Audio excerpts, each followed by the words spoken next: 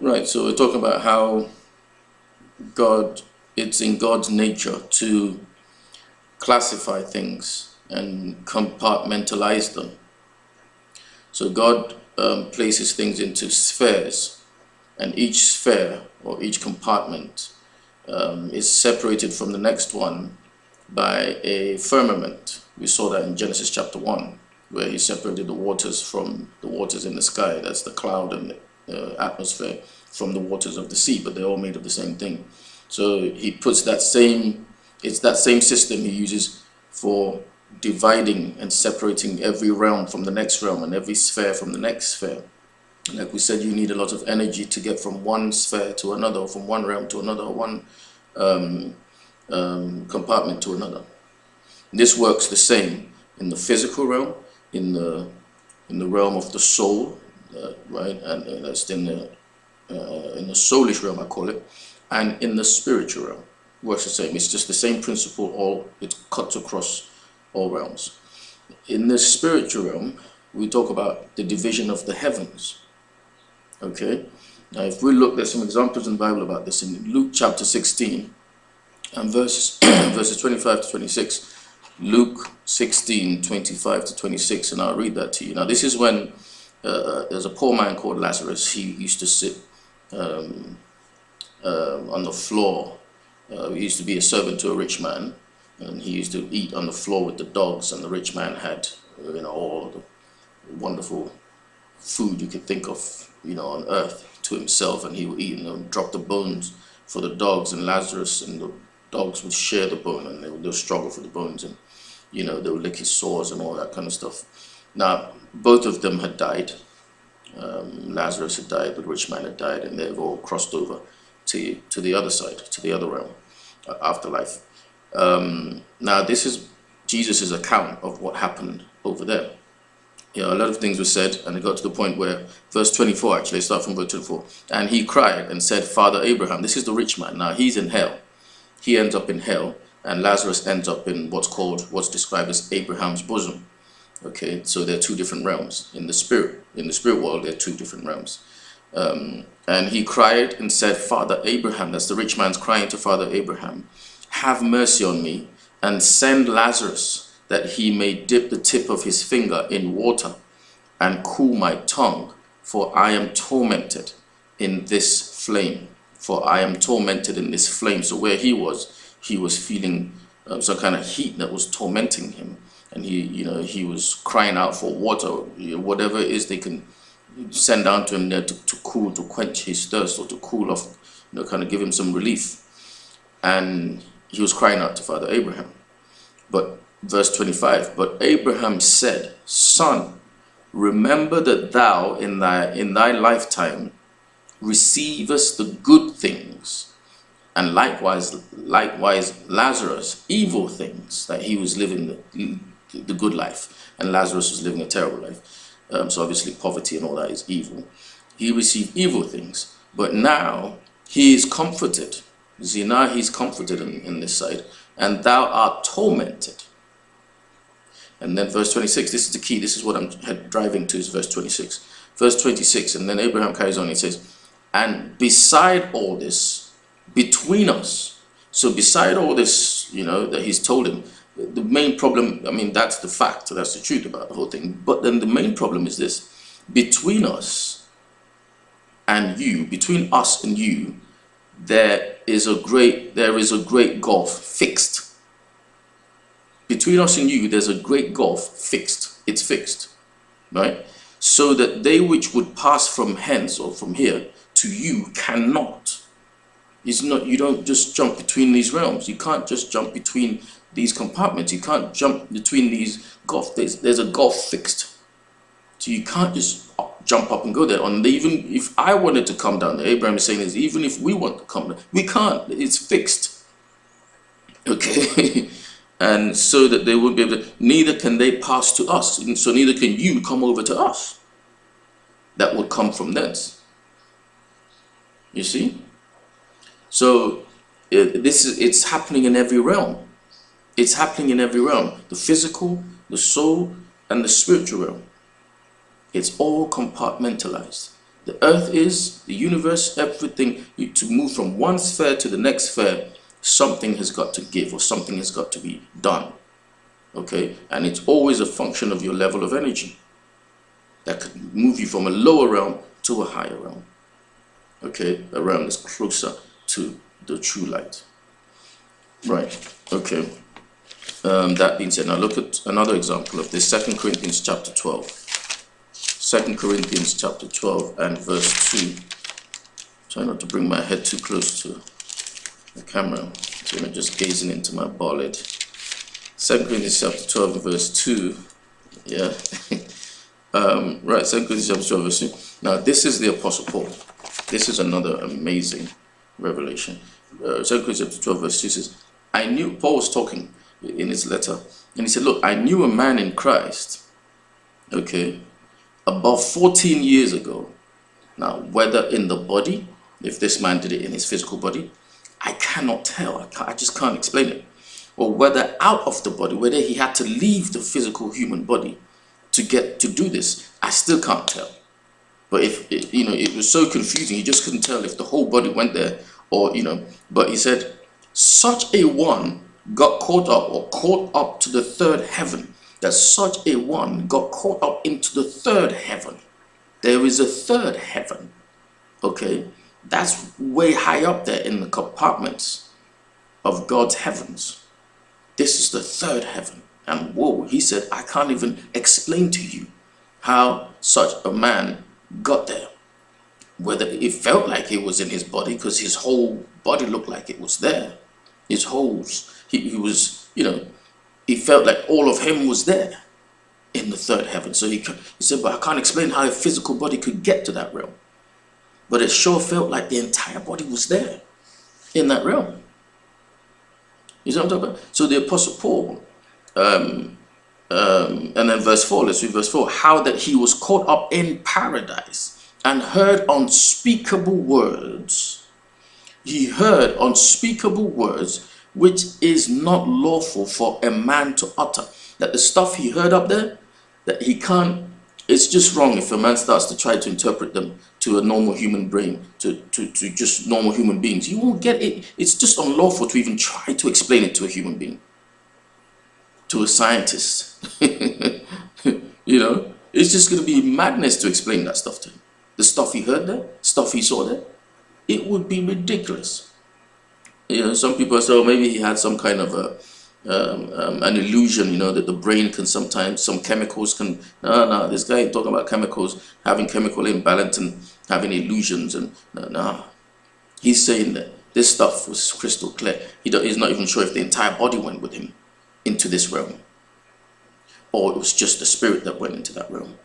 But the stuff he heard, everything was explained, the truth was properly revealed in a manner that he can't begin to communicate this in a language that any human being can understand. You see? And he says, of such a person I can glory. So he's talking about boasting. If anyone wants to brag, if any scientist or any religious person or anybody, philosopher, anybody wants to boast about anything, he should be boasting about the ability to get into that realm. If anyone was ever to cross to that realm, that's the kind of thing that you can come back and kind of want to brag about. He said, but yet he's not bragging about such things. But that's the kind of thing to be really proud of, that you should be aiming at being able to increase your spiritual energy level to the point where you can break into those realms and come face to face with the truth of the truth, as in the core of the truth, and see everything and have everything revealed to you that you can't even explain to human beings back over here. You come back here and start to explain these things and you look like an alien. You look like you're a psycho. But they can see that if you can tell them what's going to happen on the earth, and they'll see it happening. You can tell them how to do things, and then your technology will be far beyond anything they could ever have dreamt of. You see, because it's all out there. So he said he just can't explain it. And so these are examples of the kind of things that the compartmentalization that God is fond of doing. Everything is put into compartments, and he only lets you into one level at a time, and there's rules, there's laws of how to get from one level to another level. There's amount of energy that you need to gather to cross from one level to another, and this affects everything. Everything, like we gave the example of water, from water to move to from water level into gaseous form, into that the firmament divides it, so until it gets to that boiling point and it accumulates that amount of energy, it can't break into the gaseous form where, you know, it goes into gas. It can't do it. It's got to gather that energy. Same in the soul realm, same in the spirit realm. To break from one level to another, you need to know the level of energy that you've gathered in that realm, the energy that's expected or respected in that realm, that can push you over. Okay, but we'll be learning how to gather energy on each level, on the physical level, in the soul realm, and in the spirit realm, to be able to break through these firmaments, these gulfs, these divides that God, compartments that God has deliberately put, separating each level from each level, and He lets you in a time based on your level of energy that you're willing to take in, based on how deep or how far you want to go. Okay, so yeah, and I've got here Genesis 3 and 8. Okay, yeah, okay, Genesis chapter 3 and verse 8, and that's where the Bible says that God came down to commune with Adam and Eve in the evening, the cool of the evening. God came down. This is before, this is just, you know, it's mentioned after the fall, but it just shows you that God used to come and have fellowship with Adam and Eve before the fall, before they fell out, you know, with light, before they fell out with light. That's God, before they fell out with Him. He used to come and commune with them. Adam and Eve had access to that realm when they were created, at the point of creation. From the day that they were created in that realm, and they ruled their emotional and physical realm, and you know they were ruling from that realm to this realm. But now it's the other way around. We try to analyze everything from this realm to that realm because we've lost touch with that realm, and that's the realm that we're supposed to be ruling from. But we've been cut off. You know, with the fall of Adam and Eve, we were cut off. Humankind was cut off from that realm.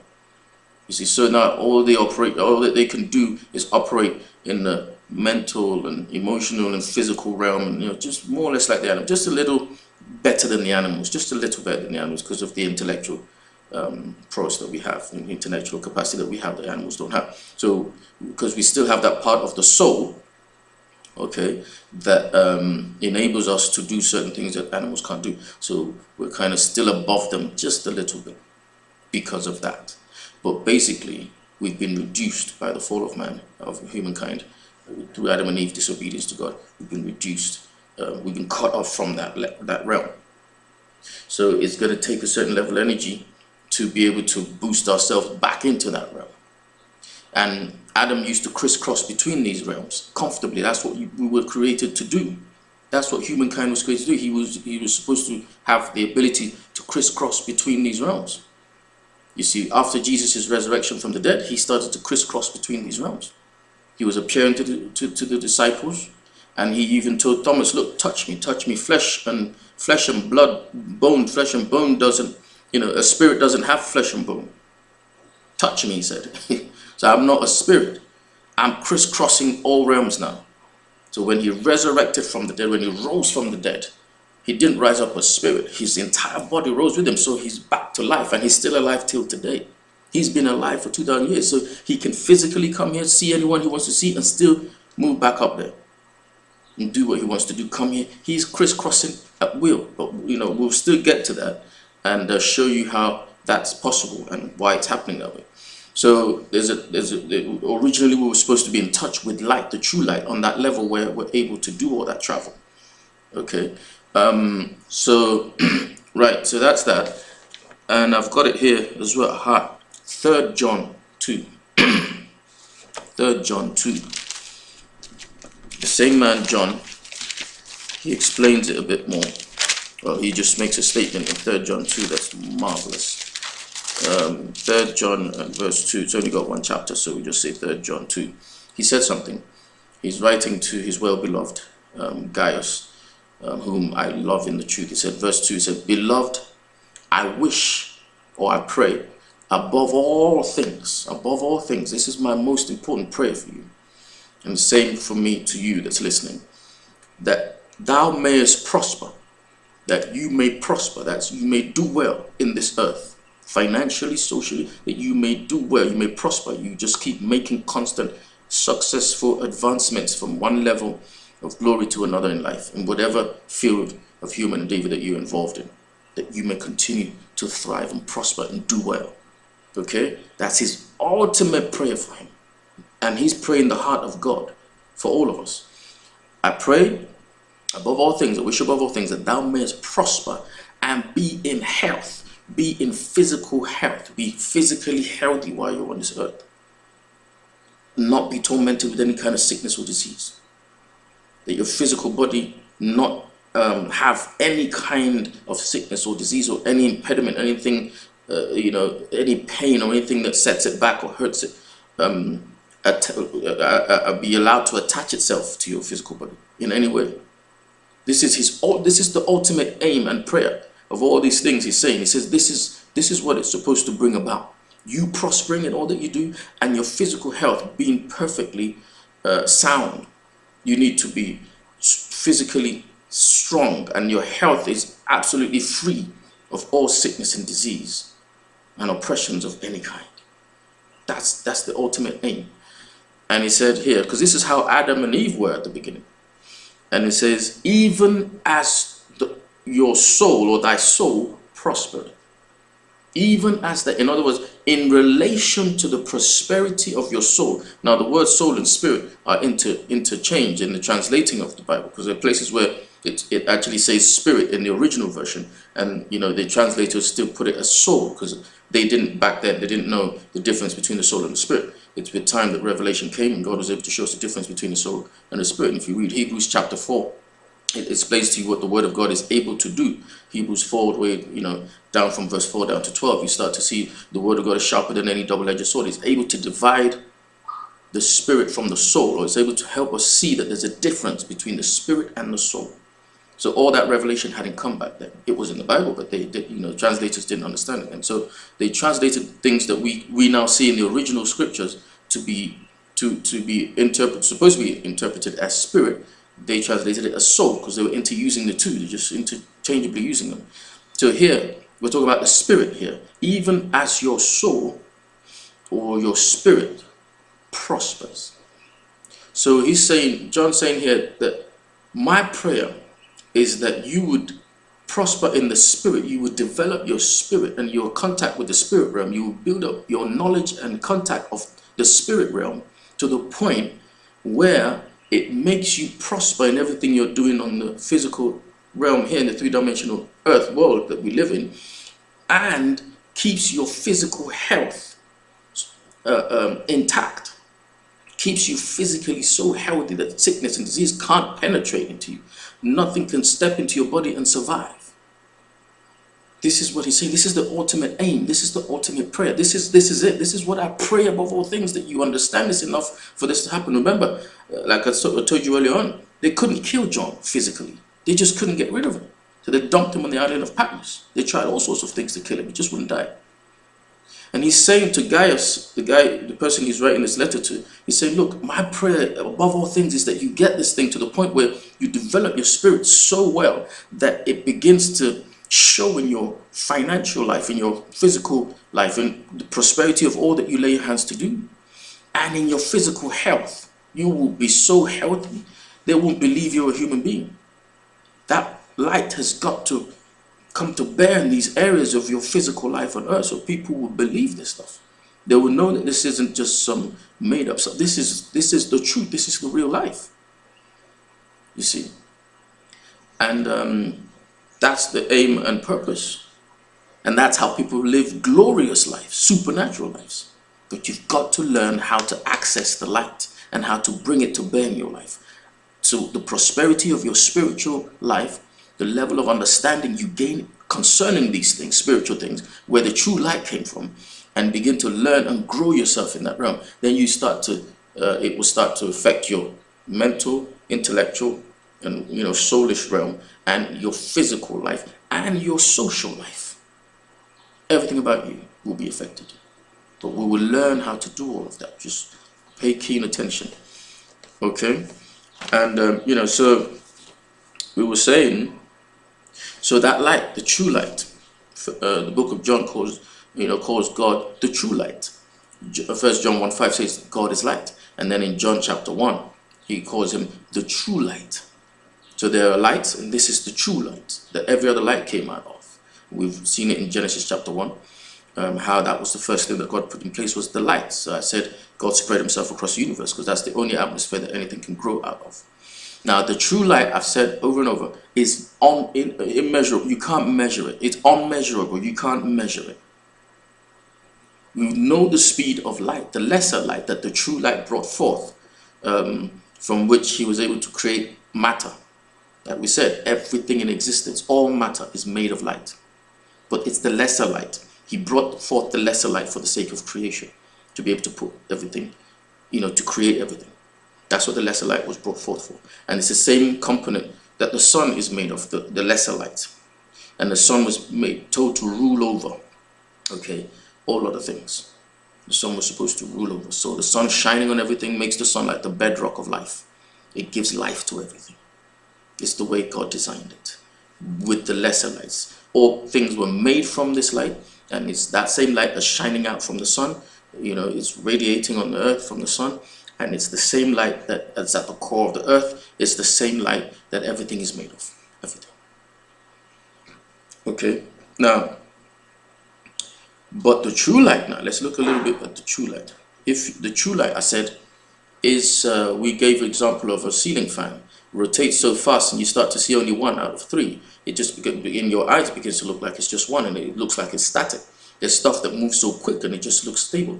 Sometimes you see an aircraft traveling at such a speed, through the skies, and you look at it and it looks so slow because it's so far away and it's moving so fast. And your eye just seeing it like it's just, sometimes it looks like it's just standing there. So these things get static because they're so fast for the human eye. We can't see it. So they're in one place. So now in the spirit realm, when something moves that fast, it's literally everywhere at the same time. That's how fast. We know the speed of light, the one that we can measure, the lesser light, that moves fast, but not as fast as the true light which created it. So if you read Psalm 139, verses 7 to 12, the book of Psalm 139, verses 7 to 12, okay? Whither shall I go? David was saying by the Spirit, he said, whither shall I go from thy Spirit? Where can I go from your Spirit? Where can I get away from you? How can I hide from you? Whither shall I flee from your presence? How can someone flee from your presence? How can someone run somewhere and know that you're not there anymore? If I ascend up into heaven, you're there. If I make my bed in hell, you're there. Behold, you are there. If I take the wings of the morning and I dwell in the uttermost parts of the sea, you're there. Even there shall thy hand lead me, and thy right hand shall hold me. If I say, surely the darkness will cover me, even the night shall be light about me. So, if I hide at night time and all of that, you're still there. Yea, the darkness hideth not from thee, but the night shineth as the day. The darkness and the light are both alike to you.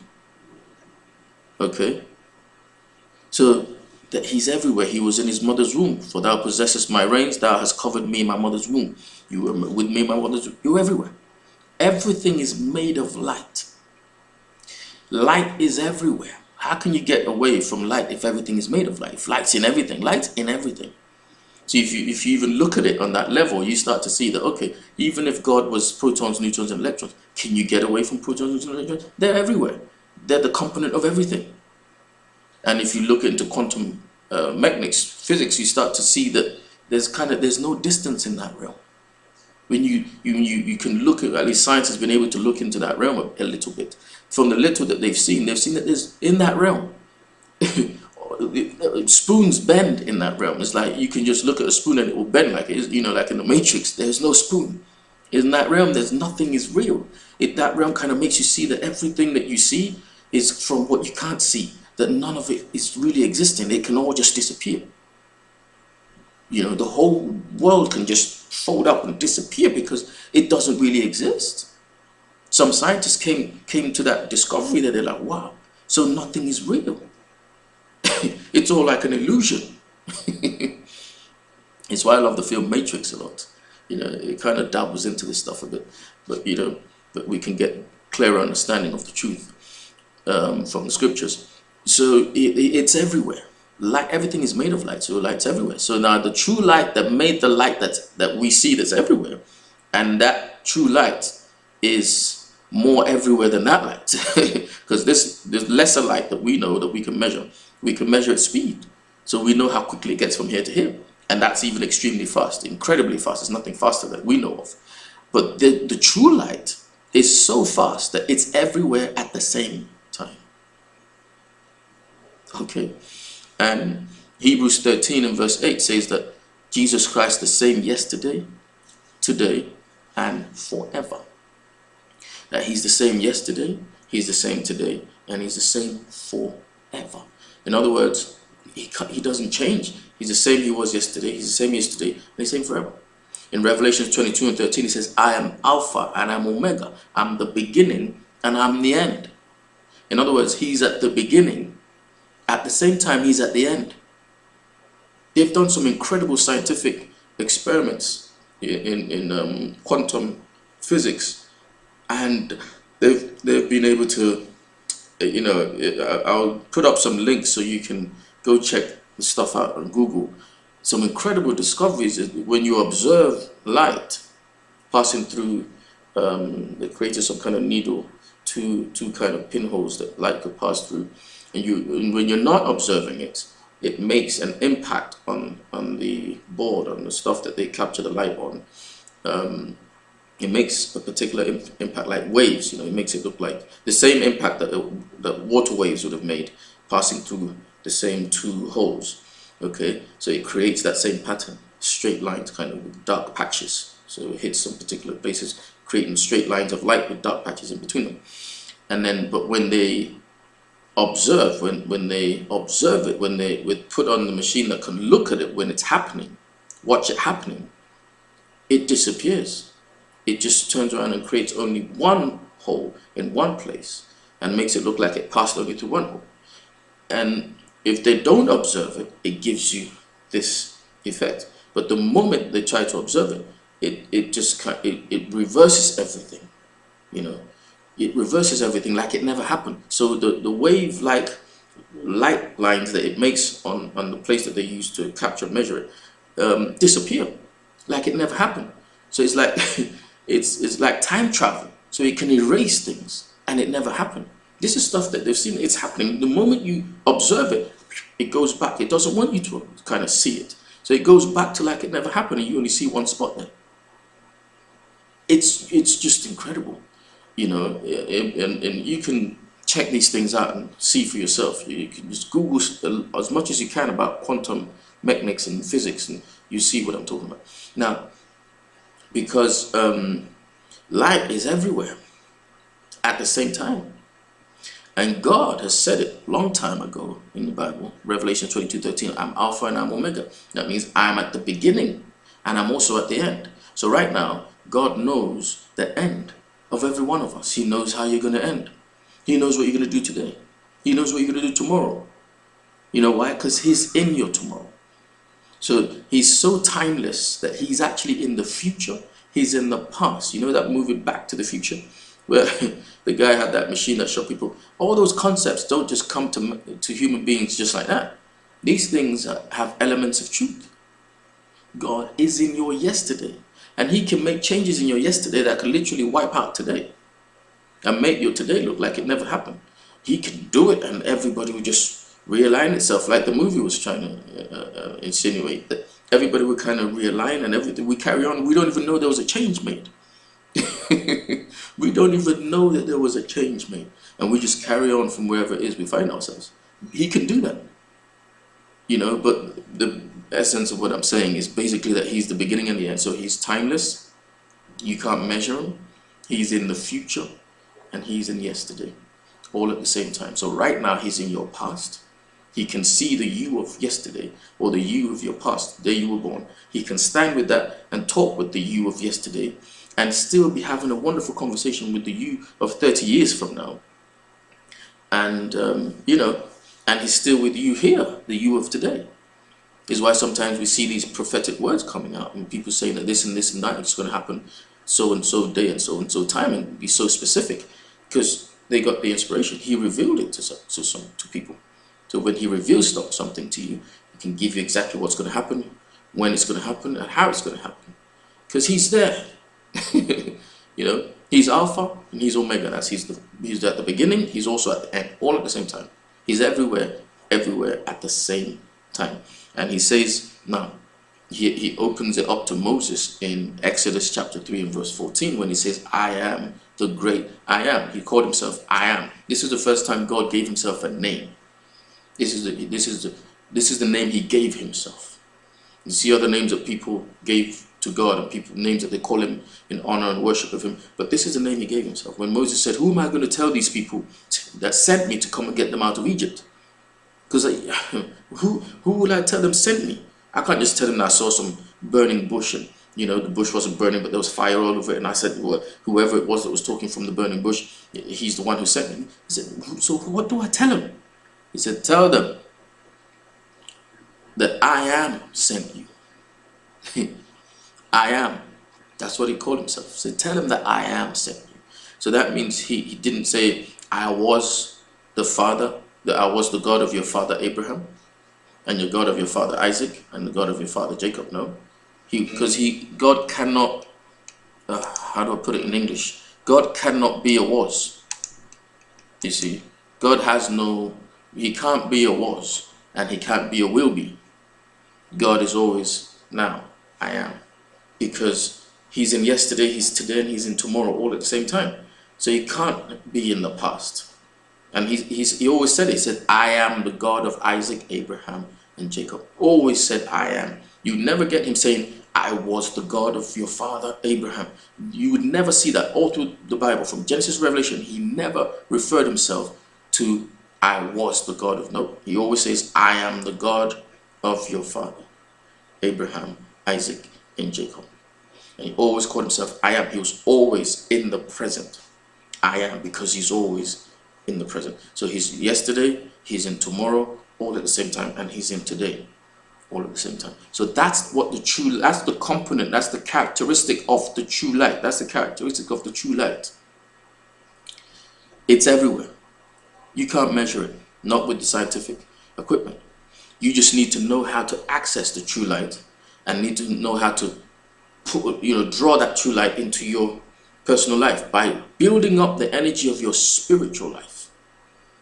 And you need to get it to a certain level, like the Apostle Paul talks about in 1 Corinthians 12 and 2, is it 2 Corinthians 12 and 2, you know, how he found himself in the third heaven, and that stuff, what he heard there was mysterious. How he even got there, he can't really explain.